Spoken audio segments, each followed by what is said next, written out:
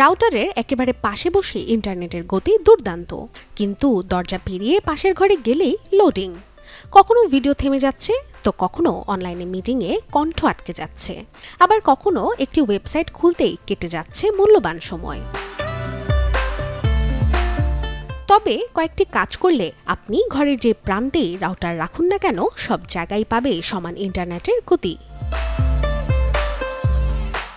Router রাখুন যতটা সম্ভব বাড়ির মাঝামাঝি এবং খোলা জায়গায়। মেঝের বদলে কিছুটা উঁচুতে রাখলে ভালো।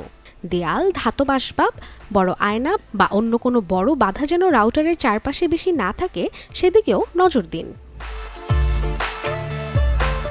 তবে বাড়ি যদি বড় হয়, শুধু রাউটারের জায়গা বদলেই সব সমস্যার সমাধান নাও হতে পারে। এক্ষেত্রে কাজে আসতে পারে মেশ ওয়াইফাই। একাধিক ডিভাইস বা নোড একসঙ্গে কাজ করে বাড়ির বিভিন্ন অংশে একটি বিস্তৃত নেটওয়ার্ক তৈরি করে। ফলে ঘর বদলালেও সংযোগ ধরে রাখার অভিজ্ঞতা সাধারণত আরও ভালো হয়। কম খরচে কভারেজ বাড়াতে চাইলে ব্যবহার করতে পারেন ওয়াইফাই এক্সটেন্ডার বা রিপিটার। তবে এটিকে রাখতে হবে এমন জায়গায় যেখানে মূল রাউটারের সিগন্যাল এখনও ভালোভাবে পাওয়া যায়। তারপর সেটি দূরের এলাকায় সিগন্যাল পৌঁছে দিতে সাহায্য করবে। অন্যদিকে আপনার আশেপাশে যদি অনেক ওয়াইফাই নেটওয়ার্ক থাকে, তাহলে বিশেষ করে 2.4 গিগাহার্টজ ব্যান্ডে নেটওয়ার্কের মধ্যে হস্তক্ষেপ হতে পারে। রাউটার চ্যানেল ও ব্যান্ড সেটিংস সঠিকভাবে কনফিগার করলে পরিস্থিতির উন্নতি হতে পারে।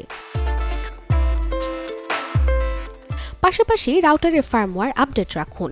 আর বহু বছরের পুরনো রাউটার হলে নতুন ওয়াইফাই স্ট্যান্ডার্ড সমর্থনকারী মডেলে আপগ্রেড করার কথাও ভাবতে পারেন।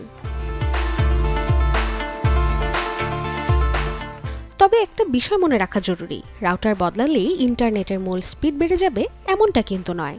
আপনার ইন্টারনেট প্যাকেজের গতি, রাউটারের সক্ষমতা, সংযুক্ত ডিভাইসের সংখ্যা এবং বাড়ির কাঠামো সবকিছু মিলিয়ে ঠিক করে আপনার ওয়াইফাই অভিজ্ঞতা।